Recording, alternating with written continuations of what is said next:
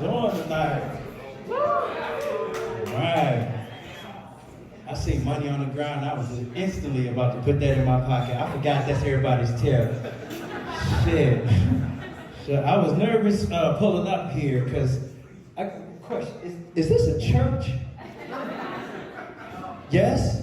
No, it's not a church. Please tell me the truth because my joke's gonna fucking change. Okay? Shit, I started sweating and shit. I said, oh man, I have been sinning. And now I'm here to tell some damn jokes. Fuck. I usually come with an entourage. That is my partner, Marcus the Master Comic, and then the white boy, Dustin. That's my partner there, man. We be doing it. We usually go everywhere with an entourage, but our entourage stupid. We like them stupid, so we don't have to pay them. They asked me, they called me up, they said, hey, how much it costs to get into the free show? I was like, yeah. I said, think about it. He was like, yeah, see, Lowe, I'm telling you, we're coming deep. How much to get in the free show? I said, fuck it, it's $5. And then after that, it's free. I'm serious, people. He said, hold on. Hey, yo, See Lowe said it's $5 and then after that, it's free.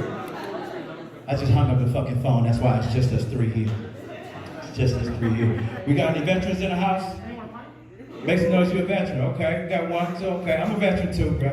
Did 10 years in the Army. Appreciate it, appreciate it. Wait.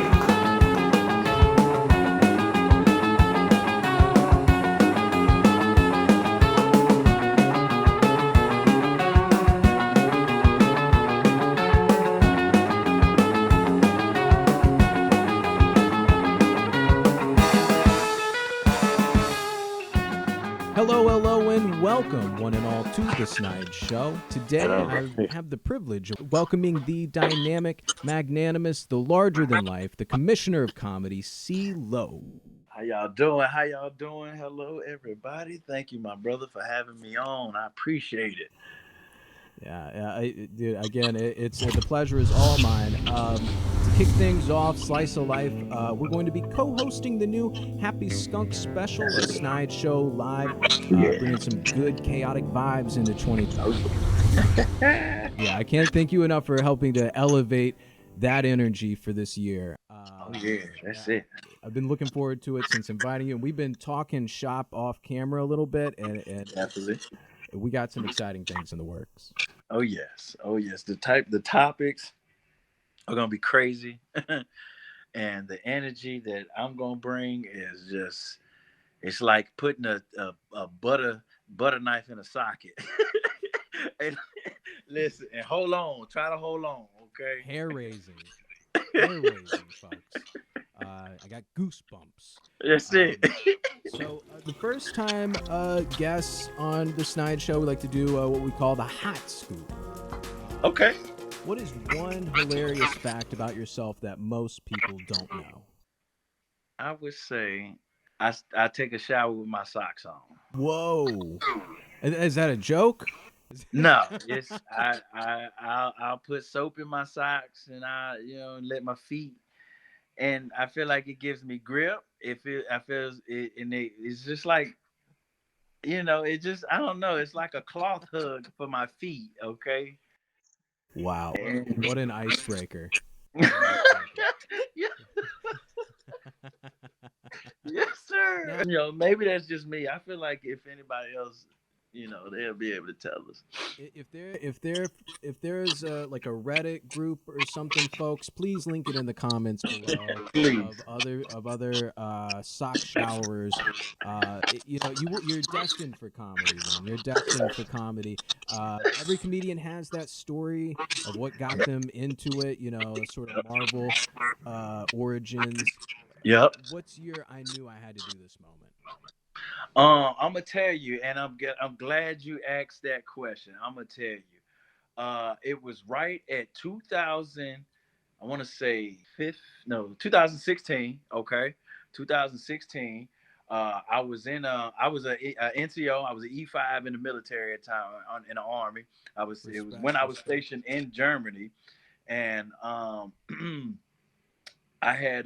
pretty much had an injury where I got into a wreck, and it was 2015 when I got into a wreck. We fast forward, I recover and everything, but I wasn't at full 100% recovered.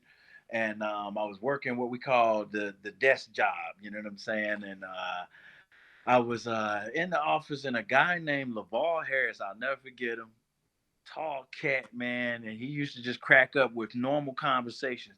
Now, comedians will probably always tell you they've always been told throughout their life that they were funny. Sometimes I was always told you should do stand up, but most of the time it was just doing through normal conversation. I would make people laugh and everything, and he would always say, "So are you funny as hell? You should do stand up." And I was like, "Yo, you know what I'm thinking about doing? And seeing as though I'm geared to get out of the army and everything, I'm thinking about doing it." And this NCO or E7 came in, and most of the time you gotta call Eddie's and stand up and get all serious real quick and everything. Did that and everything.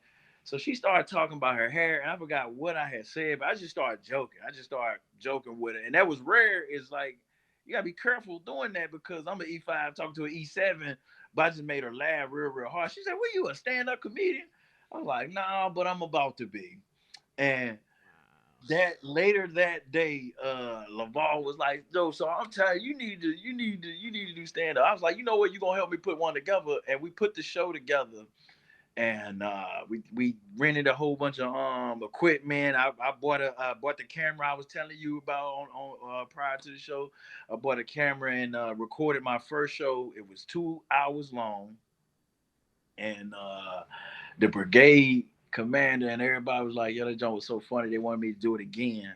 Wow. So I did it a second time, but it only went an hour and a half because I was waiting on everybody to show up and stuff. And like I said, you'll see it, man. You'll see it. And ever since then, that was in 2016. I did those two shows, and I was like, "Yo, I'm gonna keep going from there." And I ended up having to do a little bit of time, you should say, over there in Germany, and then got out of the army. And 2000, pretty much 19, I started at the Comedy Lab with Johnny Camacho. Wow, man. Wow. Yeah, that's quite an origin. Like, I've talked to a couple of vets, but I don't think you might be the first one that it started like on the job. So, Soldiers be bored and stuff, and so I was like, you know what? Let me do. I was, of course, the only comedian stand-up comedy show going on in Germany, let alone on post. You know what I mean? It gave us a whole bunch of soldiers something to do. It was fun, man. It was fun. coming from Miami to Roanoke, how has the change of scenery influenced your comedic material? Um, it pretty much was a big influence, really. Because I got into, and again, we kind of talked about it offset the different cultures from Florida to Virginia. The difference in like it just put aside the black and white, just all together how Floridians do things, and then how the way of Virginia do things, and then you go even further into the neighborhoods and the schools and stuff like that. It became a huge part of my comedy. And I think people still kind of see that, where they see like you just got an energy like no other. And I'm like, well, that's probably that Miami energy, man. Like it's 100 miles an hour. Speaking of Miami energy, if you've been keeping up with the Miami area, did you see what happened at the mall? I did. I did. What's your take on that? Do we want to go on this take right Sorry. now, or do you How want to long? save it for the show? Because if we ain't gonna talk about it on the Okay, show, I'd be happy to talk about it now. Actually, yeah, let's save it for folks. That's a little teaser. Comedy is full of surprises. All How right. can you share with us your most memorable onstage mishap, and how did you handle it? Oh man. Okay, hold on. Let me give me a little thought second. Let me go to my little Rolodex. That's a good one though. This was where I was telling you, like I said, I was at the extreme, the bar extreme. This was like my little home, and my little comedy home, and we used to run our little open mics and stuff there. I'm gonna tell you, one night it was deep. I got it on camera too. I got it on video. Okay, cool. It was deep as hell. I'm cooking. I mean, I got them rolling. and I'm steady talking, and I mess around and I do my physical comedy as I always do, but I done smacked the microphone out my own hand. Oh. And it flew across it, it flew across the across the bar a little bit. I mean, I smacked it hard. I don't know how. Did the sound come over the speakers? Did the sound? It just poof. And I'm still talking, but listen, I'm still talking like I got the microphone in my hand. I didn't even realize I smacked it out of my hand. No way. You were just I'm so like, in the yeah, zone. so the dude, and I'm like, oh Lord, where the microphone go? I said, dang, hold on. I started checking myself like I got pockets. Like looking for your phone. Yeah, I'm like, what the hell happened to the microphone? Oh Lord. And then my cousin, she was like, oh Lord, you done broke the microphone. She said loud as all get out. All the laughter stopped. I'm no longer cooking. Oh man, I pick up the microphone. I said, dang. So I try to talk back into it real fast. It's still not working. I get the batteries popped in. I turn it on, and I try to finish my joke. I was no longer cooking. It was done. Oh, they were more laughing at me smacking that dang old microphone out my hand. I shouldn't even have tried to complete the joke, but it's just that's how I do. I'm like, I gotta finish it. It's gonna throw me off if I don't. It was bad, but oh boy, I made it through. Dude. So, oh my God, man, my hands are sweating just picturing being in your situation. My hands are sweating, man. I kept talking. Yeah. Oh my God, man. I probably would have froze and choked. Oh my God. Dude, well, and that's why you're the commissioner, though, man, because you followed through. That's great. So, if aliens landed in Roanoke tomorrow and appointed you as Earth's comedy ambassador, what's the first joke you'd tell to ensure intergalactic peace? Oh, Uniting galaxies. Oh, the first joke I tell. It's gonna be that stripper joke, man. The first thing I couldn't wait to do when I got in the Army was get the fuck out. Fucking couldn't wait. I could not wait. Go through wild shit, man. I like to dance. I know, like I look like a fucking extra on an Usher video or some shit. But I'm 39 years old. That shit is out of me now. Okay, it's wild. But my times in life now, I always used to love dancing. And for some reason, this rich white guy just rolled up on me and was just like, hey, I see you dancing, you should be a stripper. Why is that the first thing? You couldn't ask me to be a backup dancer from MJ or Michael Jackson. I said, okay, cool, because I'm a yes guy. That's why I do comedy, I'm a yes guy. Okay. It's gonna be the stripper joke. Yeah. I don't know if it's male aliens and female aliens. I don't know if they strippers or not, but that's where I'm gonna start it off. And I'm like, come on with me, aliens. So, who are your biggest comedic influences and how they shaped your approach to comedy? Okay. So I really don't have like a Mount Rushmore, but I do like the way you phrased your question. Thanks. So my influences that to which I feel like people will essentially see in my comedy is a guy named Arnez J. Real physical comedian. He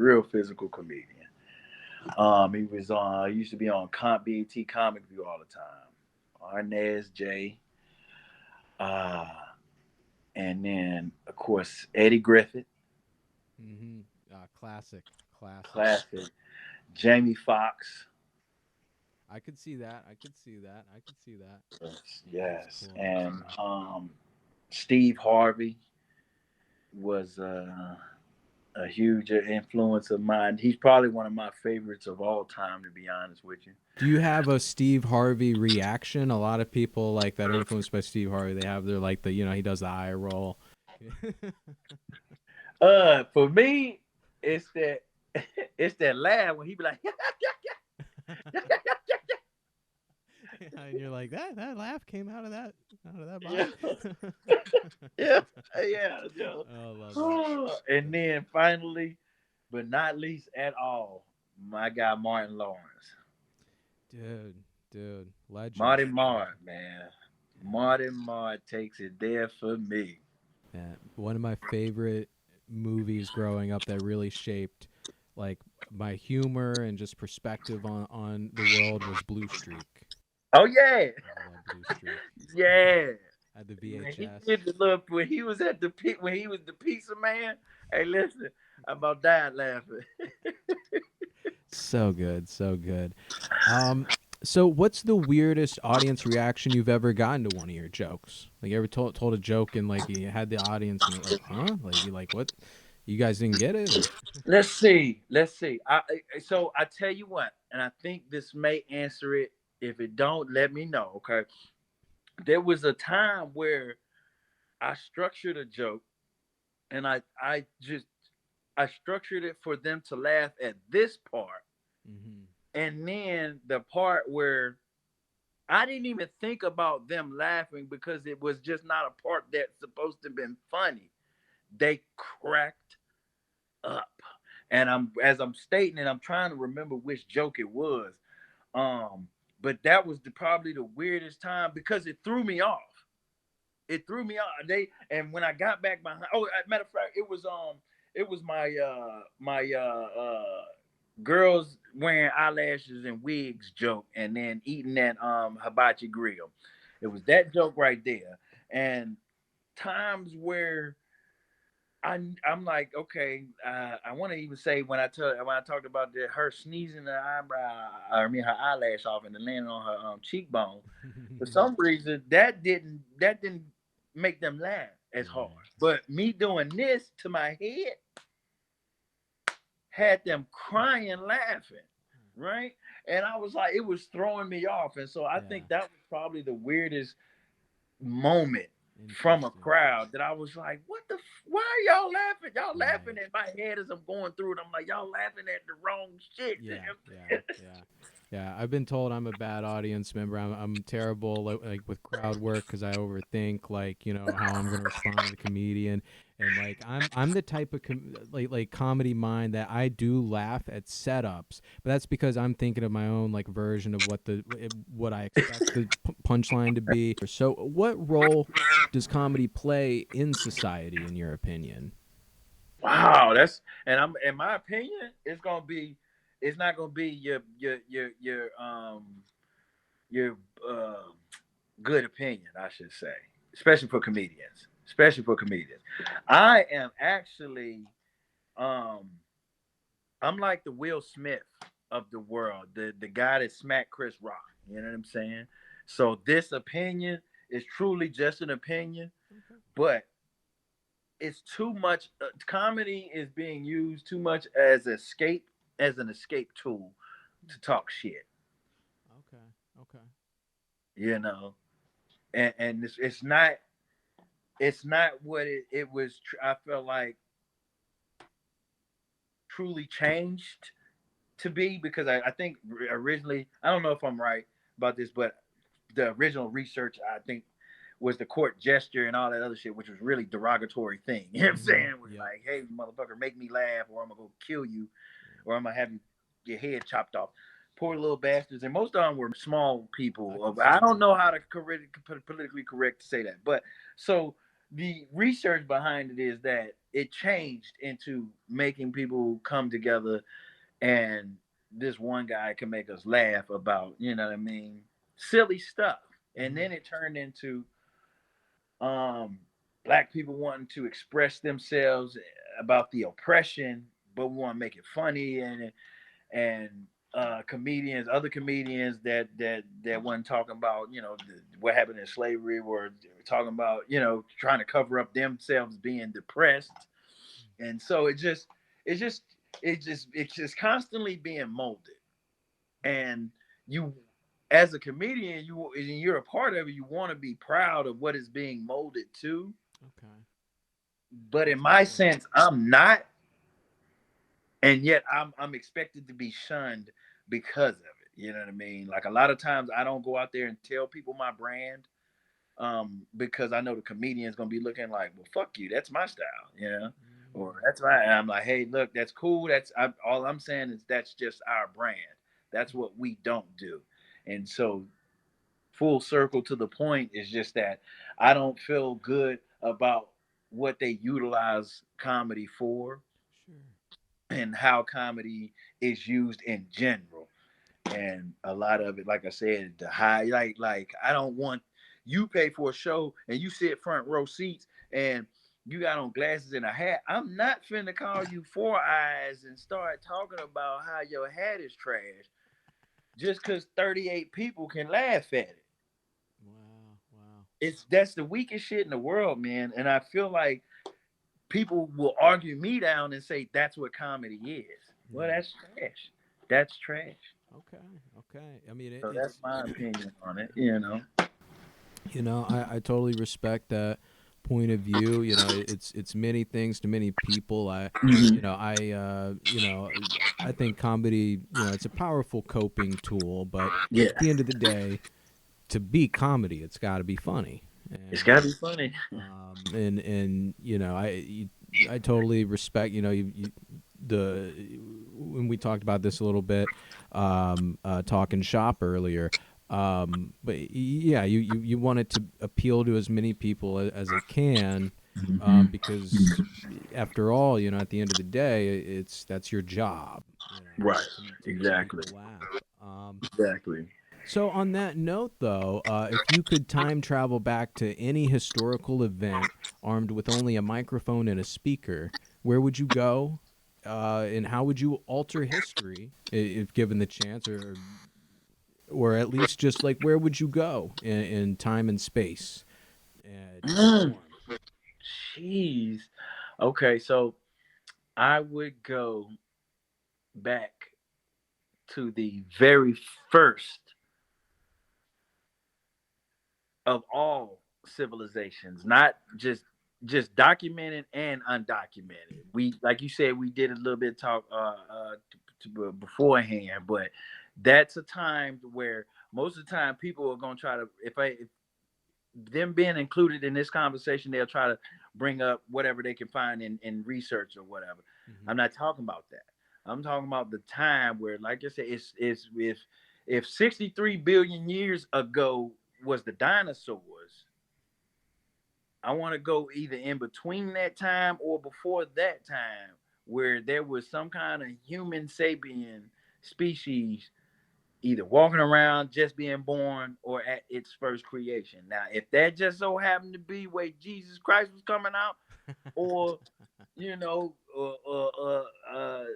Allah was coming out being born, ever so be it. I'm just, if that's the whoever was the first civilization of all time on history of the earth being in its rotation at that very perfect heliosphere, to whatever they call it, where we locked in to where it could create oxygen, perfect balance of heat. We getting radiation from the sun, trees is growing, people blooming. Take me back to that very first start. That's where I want to see, so I can record what the hell conversation sounded like and everything else. So you're going beyond comedy. You're going beyond comedy. You just wanna take this opportunity to learn a little bit. That's it. I do. It's going. I guarantee you, the funny part gonna be when I come back. Y'all ain't gonna believe the timeline. If you could perform a comedy skit with any historical figure, dead or alive, who would it be and why? Woo!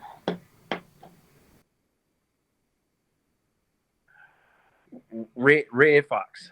Oh, I love that answer. I love that answer. I want to banter back and forth with him on stage about his time and the now time. Yeah, he's like, are you kidding me, See Lowe? Like, yeah. I love there's that, some man. crazy shit going on. I grew up with Sanford and Son, so I love that. So what's next for See Lowe? Upcoming projects, dream gigs, anything on the horizon you're planning?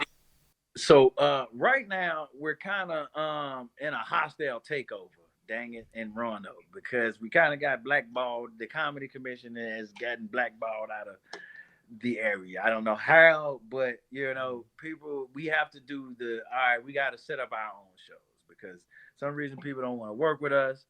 I don't know why. We've always been inclusive. We do have our own brand to where, again, you can't just take our stuff, steal our stuff, steal our trademarks and things of that nature. We're trademarked and branded. And so right now we're on a hostile takeover. We're working to do another show at the Taj Mahal Lounge. We just did one December 15th. We're gonna do another one probably at the beginning of April or my birthday, May 6th. So we're probably gonna do one at the beginning of May, and then we're gonna revamp that open mic that what me and Sarah had going on. We're gonna revamp that, and then pretty much hit up a few restaurants right now. So wherever people got me booking as our own little individual shows, I usually just post that on my Facebook and everything. Yet, as far as what we're doing to build our brand and everything, we're just doing that what we call a hostile takeover, which is just going to each restaurant that look like they hold a stage and say, "Hey, can we hold something here? Can we do a comedy showcase here?" And seeing what kind of answers we get and what kind of venues we can set up. Yeah, that's that perseverance we were talking about. Yes, sir. Yeah. So on the note, where can people keep up with the hostile takeover campaign? Yes, sir. People know all the social medias. Yes, sir. So they can find me at SEE space LOWE. And then that page is connected to our the Comedy Commission. It's only one. It's only one. Whenever you let me grab my little card for everybody to be able to see. Whenever they see this right here, boop. Whoa. That's us. You see that everywhere. You're gonna see that everywhere on our YouTube. You can look up right now the Comedy Commission, and you're gonna see that what I just showed you on the YouTube. That's where you see our videos and stuff like that. It's a lot of joke stealing out there, so we don't post as many of our truly paid videos. But at the same time, we do post enough to where y'all can see the flavor of how we get down. And then, of course, the major platforms: Facebook, Snapchat, Instagram, and then YouTube. Y'all can find us all day. Yeah, man. And on the note of getting blackballed, Snide Studios is permanently banned on TikTok, and I have no idea why. We didn't even have a TikTok, and I went to make one, and it was like, this entity has been permanently blocked from this platform, and it was the Snide Studios logo and the Snide Studios name, and I'm like, stop. Wow. How? You're playing with me right now. I'm like, how? We never even made a TikTok. I was like, people have been telling me to make one for a while, and I finally was like, all right, I'm gonna make one. I hate TikTok. And you notice I didn't even name that one, but I got one. I hate TikTok. I'm not a fan of TikTok. I'm really not a fan of social media because, again, how I kind of break down. I'm a real complex man. And social media and how it's used and stuff. I can't say that I'm a fan of it yet. TikTok is one of the worst because it's nothing but joke stealing, content stealing, so people can reenact this shit. I'm like, yo, can we? Jesus Christ, whatever. That's a whole different story. But yeah, I do got a TikTok. People can probably find me on there. I got a few, uploads or whatever. But man, fuck that. We're gonna have Snide Studios under Zack Snyder, helping produce us after about 2-3 years. So fuck a TikTok, the sons of bitches. I can't believe that goofy shit. Yeah, man, I don't even know how. My girlfriend and I were talking. We're like, we brought up some conspiracy theories, but all of it was why? What you know what I'm saying? Why, bro? I know y'all didn't. I know for a fact y'all didn't violate any kind of community guidelines, let alone y'all ain't even had one made. You know what I'm saying? Someone or a bot or something, for one reason or another, either because I've talked shit about TikTok and somehow the Chinese government got word. I don't know. Or someone with a vendetta for one reason or another just went to TikTok and somehow filed a preemptive thing. You know what I'm saying? Chinese government. You know what I'm saying? I'm getting all Alex Jones with it. Tonight on InfoScat, we're getting to the bottom of the TikTok controversy. They're taking me out. They're taking me out. I don't know, man. I don't know. That one about took me out. It's the globalists. The globalists took me out. I don't know. But yeah, on that note, folks, check out Comedy Commission everywhere you can. Check out See Lowe everywhere you can. Snide Studios, you know. We got the Snide Show live coming up the 27th of January in the year of our Lord 2024. That shit is gonna be like sticking a butter knife in a wall plug. I'm telling you, at an industrial plant. You ain't even not even at a house, at an industrial plant. You just bow, electric. Man. Fuck yeah, dude! I'm down, man. I can't wait. All right, folks. So Studios in there. Follow, like, subscribe, comment, all that jazz. You stay snide.